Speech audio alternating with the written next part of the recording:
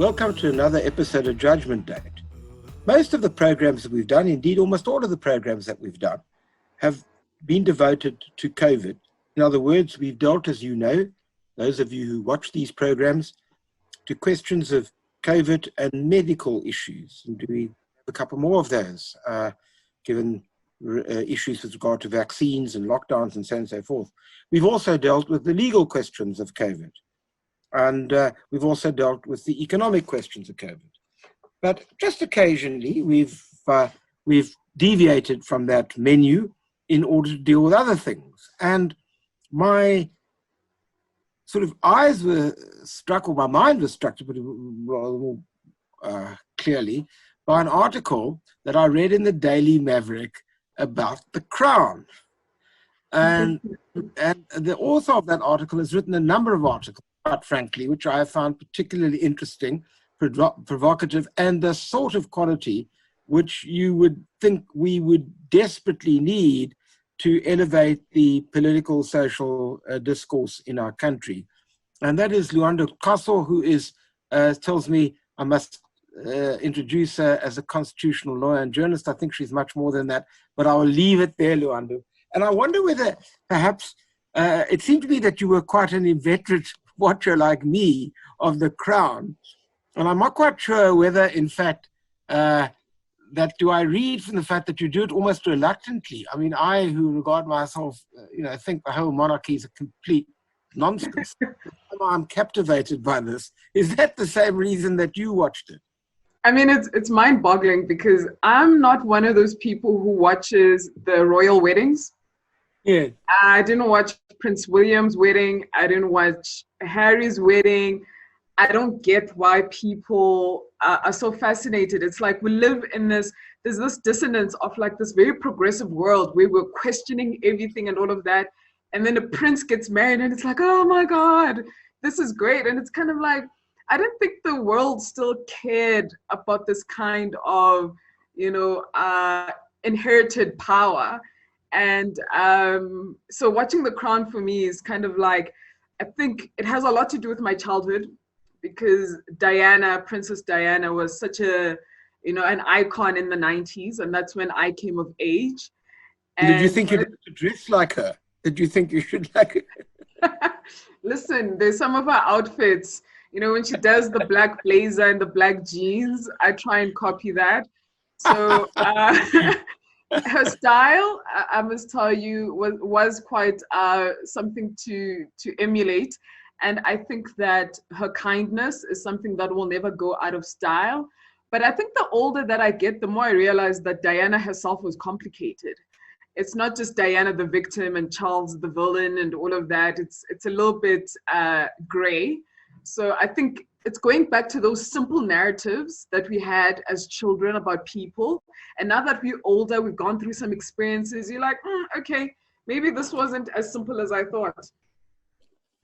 And just out of interest, I mean, you focused on the episode which dealt with South Africa, which I too found interesting. And the thrust of it, for those of you who haven't read Lwando's piece, and I highly recommend it to you, was effectively that the Queen was being portrayed as some kind of progressive who resolutely fought against Thatcher, who was an absolutely awful, awful person, and who effectively was refusing to go along with sanctions, which in retrospect are just retarded, I think, to some extent, our progress to democracy, but be that as it may. And you were sort of being very skeptical about the Queen being portrayed as a progressive, which then led you to a point which I'd just like you to elaborate on, about the fact about that we should be much more reflective about the role that imperialism and British colonialism had, the effect that it had on our society. In other words, I think, if I'm right, you were saying, yes, it's true that apartheid had devastating consequences for all of us, particularly for millions of black people in South Africa. But the truth was that colonialism and the British heritage has got a lot to answer for. So just particularly if you could elaborate for my viewers. Perhaps let me start here. You'll remember about maybe 2 or 3 years ago, you probably know this judgment better than I do. The Constitutional Court handed down a judgment regarding the use of Afrikaans I think it was at the Free State. And you'll remember that Justice Froneman and Cameron, and I can't remember who else, dissented. Well, I think it was a minor point. They were saying that why do we treat English and Afrikaans so distinctly? We don't address that. And I found that that was a valid point that they were raising, that we've demonized Afrikaans, but we accept English and its prevalence. And that point was sort of not unpacked, you know. We didn't take the opportunity through that judgment to sort of understand why we treat the English language as different from Afrikaans, when in principle, you know, it is, you know, a colonial language, an oppressor's language, and that kind of thing. So when you watch The Crown and you see that the writers of The Crown, I have no way of knowing what was embellished and what was not and how the Queen feels, is that the episode opens up with the Queen in Cape Town in 1947 giving a speech on her 21st birthday. And she portrays this really noble vision as to what the Commonwealth is, and that it's a family, right? And her becoming queen is about keeping the family together. And I found that language a little bit offensive because if you don't know any better, it sounds like, you know, something benign. There's really nothing wrong with it. It's a group of nations that come together and, you know, help each other out. We have the Commonwealth Games and all of that. And then what you see is then the moment in the 1980s where South Africa is going up in flames, lots of violence in the townships, we have states of emergency, and there's global attention on what is happening. And the Commonwealth nations have come together to draft a resolution. I think in my article, I make a mistake. I call the episode the cat fight. It sounded appropriate. It was a cat fight. But I'm told it's called 48-1, in that almost all of the, yes, the UK was the only one that hadn't signed on to a resolution that would then mean that there would be sanctions against South Africa. And the Queen's job, what she's trying to do, is to get Margaret Thatcher to sign on. And the question is, you know, does Margaret Thatcher go onto their side, or do they go to their side, to her side, because the resolution is so watered down about sanctions that it's hard to tell who won. But the way that the episode is then bound up is that at the end you see a montage of Nelson Mandela, and you see that he becomes president, and the impression that it creates to, let's say, a Gen Z viewer who's not familiar with that history, who's watching on some other continent and is not watching from South Africa, it seems that the Queen stood up, everyone bowed down to her, and the result of that is now South Africa is a free nation and we should thank her. And it's just not so simple. I mean, I understand that perhaps whoever wrote the episode has that lens on the world, and that's what they want to portray of the Queen. And maybe the Queen, you know, did express sentiments that put her on the right side of history compared to Margaret Thatcher. But her love for the Commonwealth and her being at the helm of an imperialist, you know, family, country, empire, is that there are some implications to that that make things a little bit gray for me. Not even gray. I mean, I'm pretty clear that I think the Commonwealth, what it is, how it came about, imperialism, apartheid is not possible without imperialist thinking. So that's. And do you think, just out of interest on that we've sort of let history off the hook, if I could put it that way?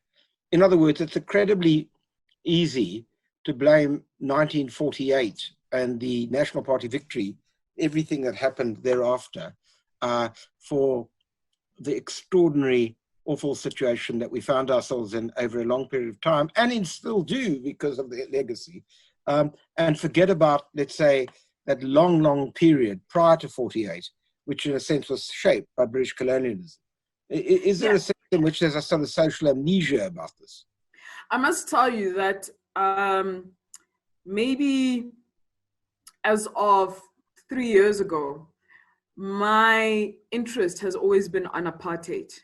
It seemed as if South African history for me started from 1948 I had sort of vague understanding of what happened prior to that.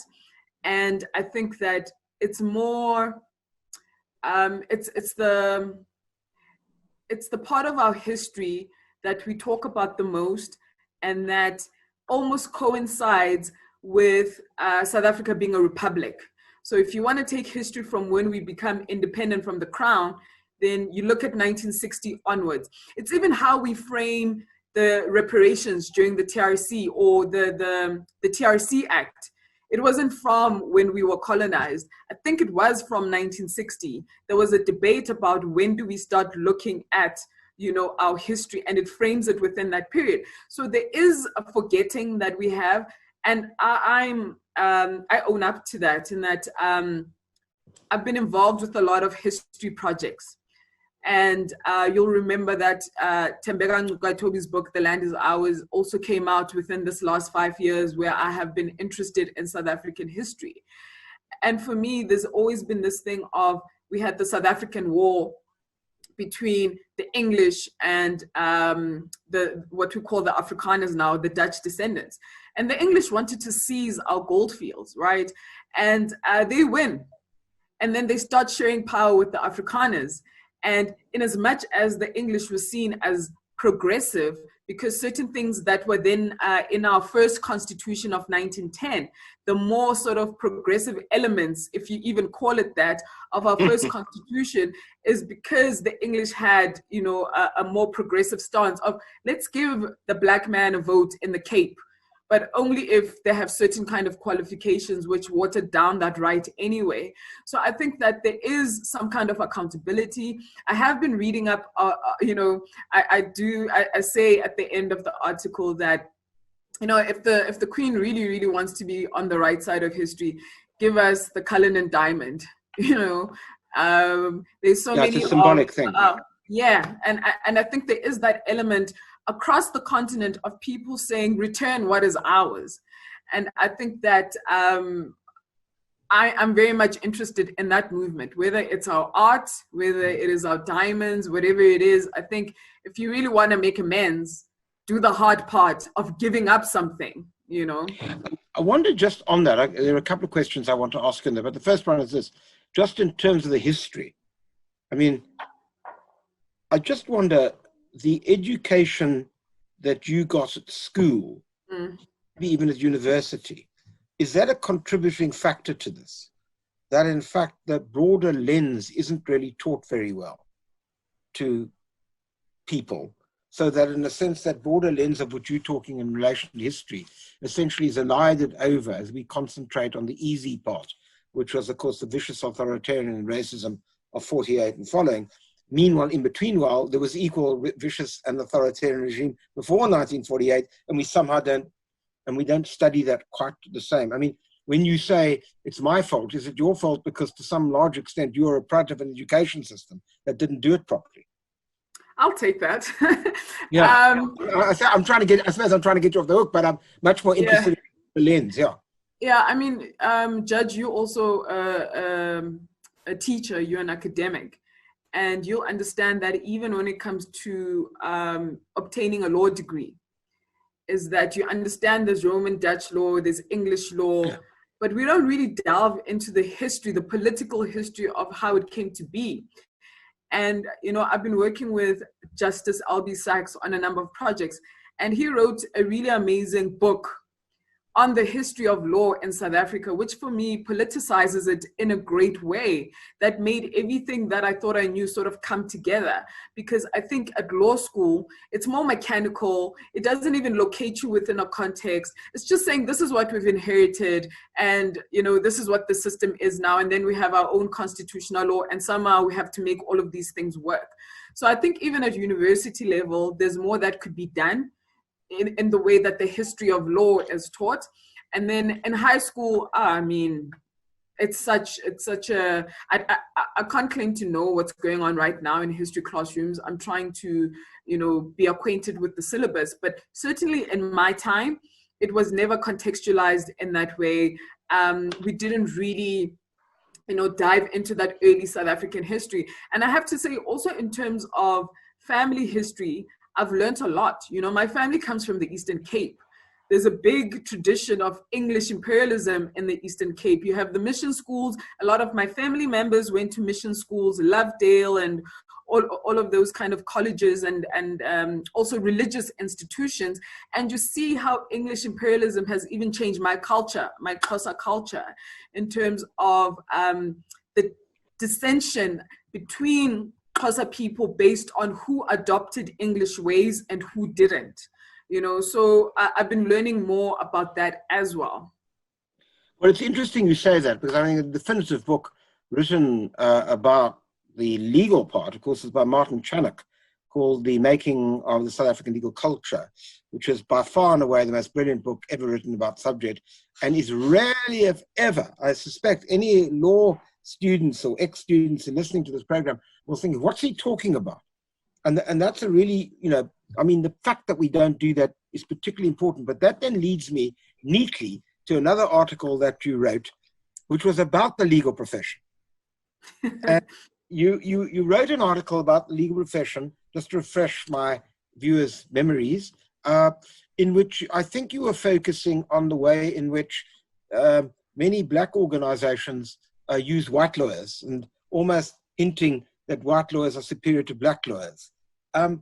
And I wonder, I mean, I wonder if you want to amplify on that before I ask you a couple of questions which flow from that. Yeah, I mean, I have to be honest that article, which I probably wrote a month ago, yes, its genesis is from a politician. I'm sure everyone knows the story, you know, saying that someone asked them, why are you being represented by white lawyers? Because with the rhetoric that they have, you know, pro-black and, you know, saying all the right things, you know, when it comes to action and decisions, the outcomes of that don't reflect the rhetoric. So the answer to that was even more careless, right? The question is a good one, but the answer is, I've used black lawyers in the past. All we do is lose cases. Of course, you know, you want us to just be a losing party all the time. We are going to use white lawyers, right? And other choice words, which I thought were unnecessary.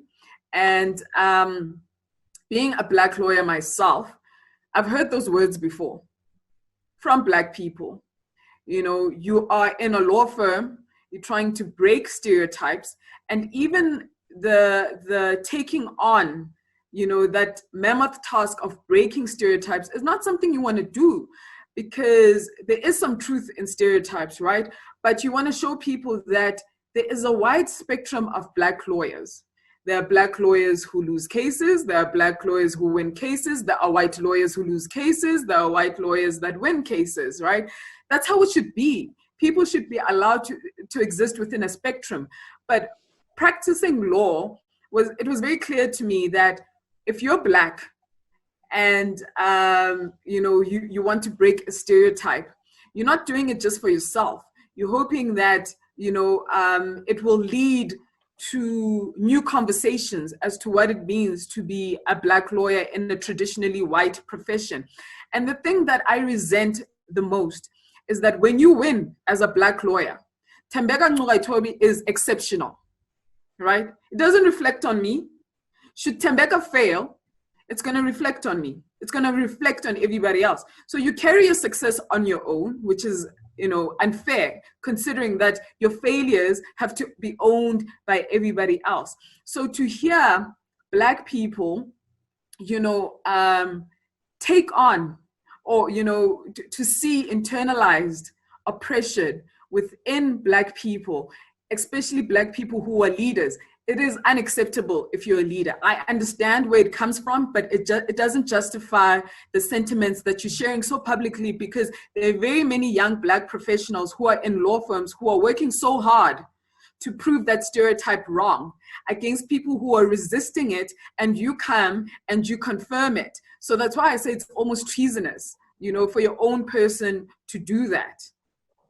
I don't want to personalize this. I mean, Tembeka Ngcukaitobi, and I want to come back to his book in a moment, is an exceptional. I accept that, of course, absolutely. But that's why I'm making this point, because I want to make a a substantive point, and therefore I don't want to be misunderstood. But having taught law for a very long time, I can say with confidence that every year I've taught a whole group, a cohort of black lawyers, and let me be more blunt, black women lawyers, and I never see them once they leave the law school. And I think they're just as talented as Tembeka, or if you wish, some of the fine white lawyers. You know, we could mention some too, because they're obviously a cohort of very brilliant lawyers. And you're right, their incompetence doesn't know racial boundaries. I mean, having been on the bench for this long, trust me, I know that. But what I'm saying is, what is happening? So somebody like Tembeka gets there, but our whole host are not getting there at all. And I'm just interested, I mean, is the glass ceiling so much so that that kind of English, kind of legal profession, which goes back to our earlier conversation, is it so dominant that in fact, even 25 years into democracy, we're losing an unbelievable amount of talent because they're just not getting there? And, you know, what's happening? I appreciate having this conversation over Zoom because of a pandemic that I think has hopefully shifted a few things even within our own profession, right? I am one of those people that I have left my legal career behind. It was more difficult than it should have been. I wanted it to be difficult in terms of the work and the cases, but not the politics around it. But it is really, really hard, right? And I went into it an idealist, thinking, I'm going to put in the work, I'm going to get the result. And you see that there's a whole lot of stuff. There's a whole lot of moving parts to your success as a lawyer. It's not just what you know, right? And I think that one thing I saw very early on is the point that you're making, that in the law firms that I've worked in, there was no older black woman for me to look up to who's had like a long track record and who's probably going to retire within the profession. All of them drop out, I would say latest early 40s, right? And there are a number of reasons. One, it's because a legal career can be punishing, because what you're doing is you are selling time. And if you want to be successful, you have to have ample time to sell, which means you have to be in it. You know, it requires all of you.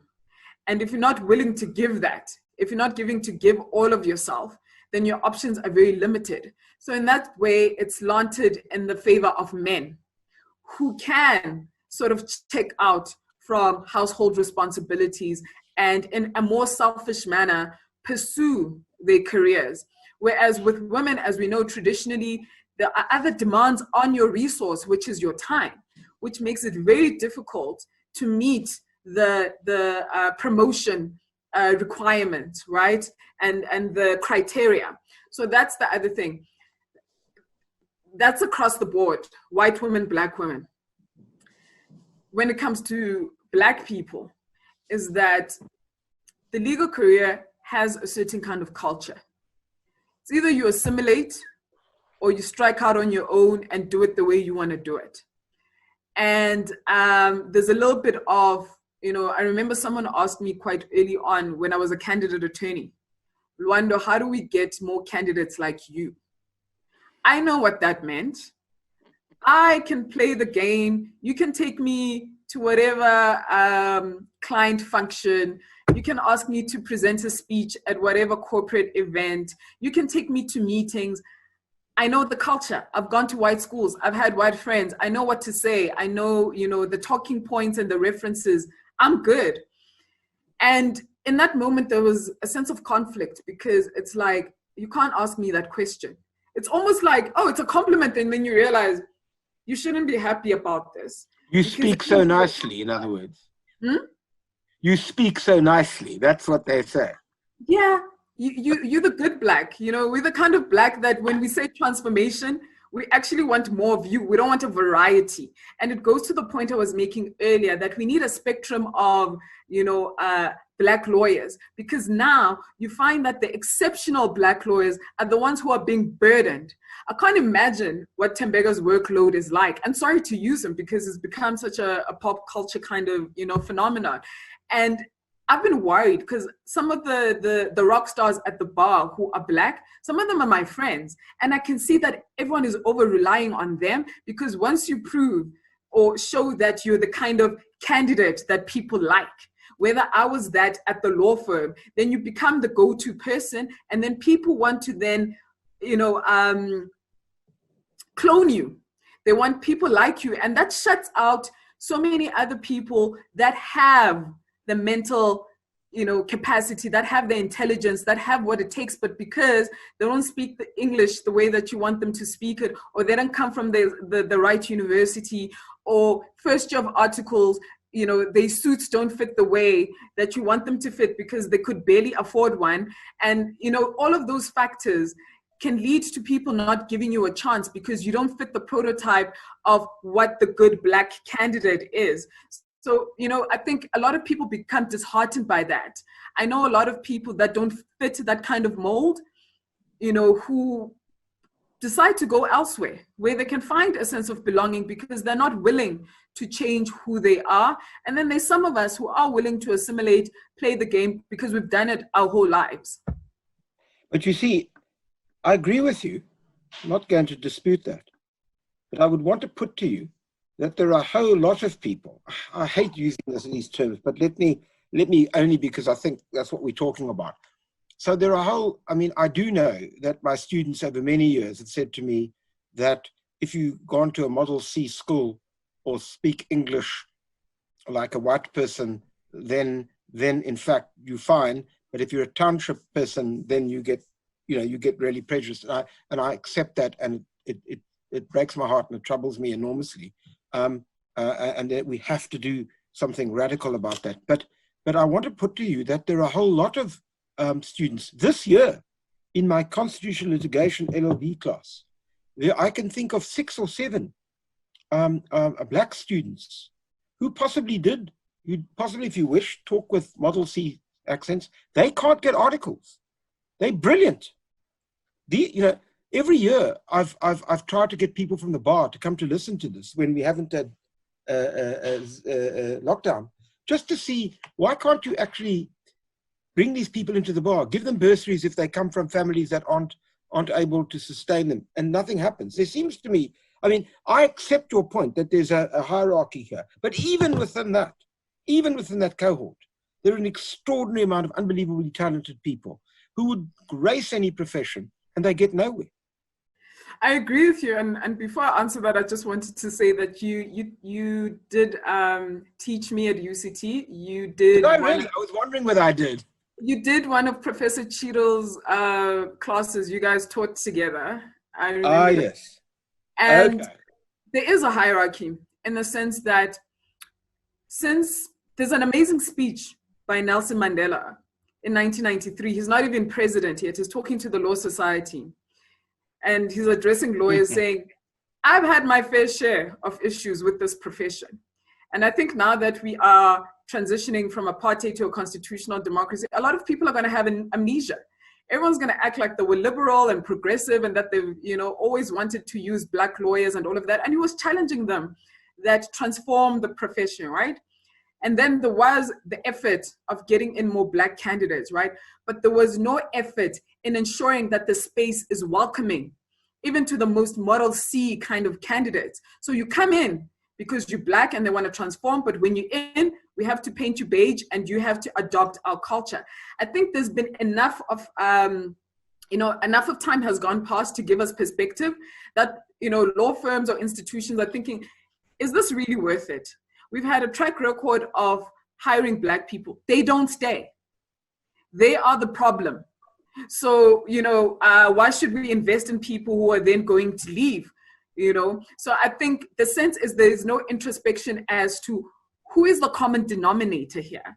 You're always focusing on the Black people who leave, but are you looking at your institution and your environment to ask yourself why they're leaving? There's an amazing James Baldwin quote that says, I don't know how your institution really feels about Black people, but I can look at the state of your institutions and I can guess how you feel, right? So that's what I say, that, did the law firms that I worked at hate Black people? I don't know. But if you look at the state of the institution and the fact that they're unable to retain Black people, there is something that within those cultures, those corporate cultures, that is alienating to Black people, and they need to get that right and stop focusing on the fact that it's the Black people who leave, because it's almost racism at its core if you think the problem is that all Black people are just not suitable for this profession. It can't be. As you said, these are great candidates who do well at university, who are talented. Why is it that in the workspace, it doesn't come together? Well, I agree. And Tembeka always mocks me for the fact that I tried in the Competition Appeal Court to change the briefing patterns. And as he says, my experiment failed. I'm not giving up, even though I'm retiring. I'm not giving up from pushing that, but your point is well made. And it's a debate I'd love to continue to have, but I wanted, and we should have, and we will have. But let me move on to the fight because our time is running. I wanted to go back to link these articles in some way, in this way. You mentioned the book, The Land Is Ours. And what is interesting about that book is that, of course, it focuses on Black lawyers who had the book, were to a large degree forgotten, many of them forgotten. And yet some of them weren't, but some of them were, and they all were very important. But the truth is, they were all taught in a British way. England. Yes, they were all taught in England. And my friend Tsepo Mandlaglozi has written a very scathing critique of the book, which you probably know, in which he makes exactly that point, i.e., what are you doing? Are you heralding, in a sense, a situation whereby, yes, you know, so what are we talking about? Very smart people who happen to be Black and therefore made a contribution. And because of the racism of our past, we've forgotten about them. Important to have them, vital, but doesn't get to the fundamental point of a transformative break. And I suppose my question is, ironically, as a result of that, isn't that where these two articles link?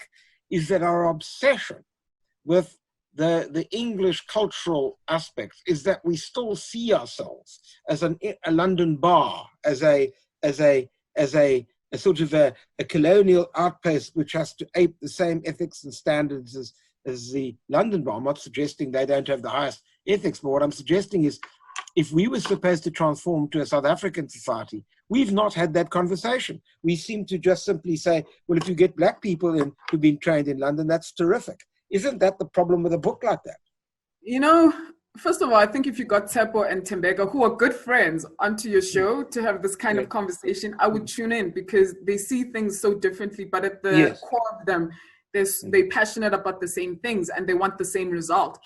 And, you know, I want to plug my own book, Made in South Africa, where I quote a professor of mine from Chile, actually, Salaket, who says that you can't unchop a tree.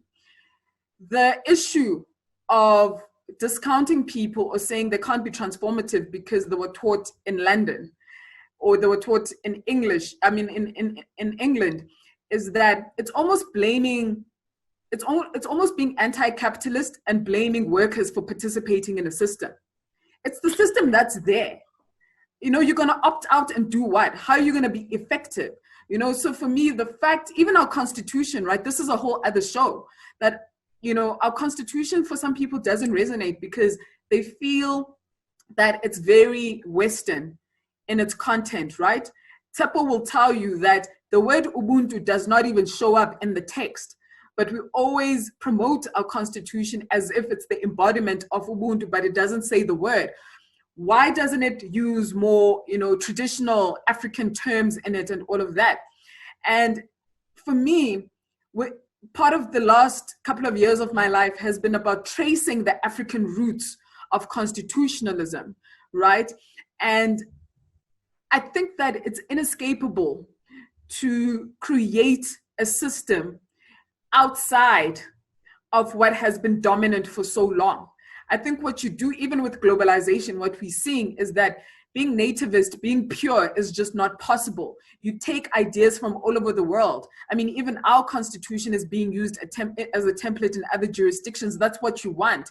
And I think for me, it's then grounding it within a South African sensibility. So I wouldn't say that just because people have been taught in England, it's because you want the credentials, you want to be able to walk into the halls of power and have people open the door because they see and they can relate to your credentials. They understand them. You get given the microphone and you're able to be effective in that way. But not everyone needs to come from that background or that heritage.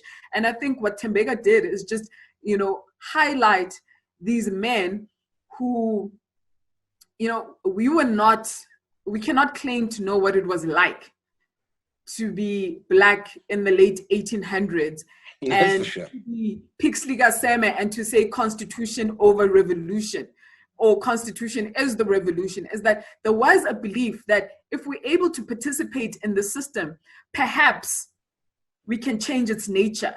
Perhaps if it's not used as an instrument of oppression, there can be, a possibility of equality, justice, and freedom, and all of these things. So for me, it's kind of like even religion. Is it inherently bad because of how it ended up, within our borders? But you see how Black people have taken the Christian religion and they've made it their own, and they've made it an instrument of resistance and of change. So I think it's not that simple. I don't think you say just because the Genesis is that they studied in England or in the US that it compromises them as people. I think it adds to them because they still have their traditional sensibilities, and they come back home and they try and apply those things within a South African context. But doesn't that really mean at the end of the day, perhaps I'm pushing my own line here, that there's that cosmopolitanism, the notion that knowledge, values are the possession of humankind, wherever humankind is, but you always see it through the prism of your own locality, and therefore there's a tension between the two, but you shouldn't throw the one out or the other. It's very complicated, and I think the skill we need to develop is living with that tension and accepting it as part of the human experience, that life is complicated. Opposing things can be true at the same time, and how do you hold those things in your mind and make sense of them and be able to live within it, So I think a lot of people are not, doing the work. Right, I'm afraid looking at this, and we have less than a minute left, so I need to finish by simply saying, I hope we can have you back to have a further conversation, because I think we've only scratched the surface of an intriguing debate about a whole range of things, which all began with the debate about the crown, which is quite funny, I suppose, in its own way. But thank you so much for, I think, stimulating a whole range of ideas, which are terribly important. And I hope people read your book, and they certainly should also read your articles. Thank you so much, Lwando. It's an honor to be interviewed by you. Thank you very much. It's amazing. Flattery will get you everywhere.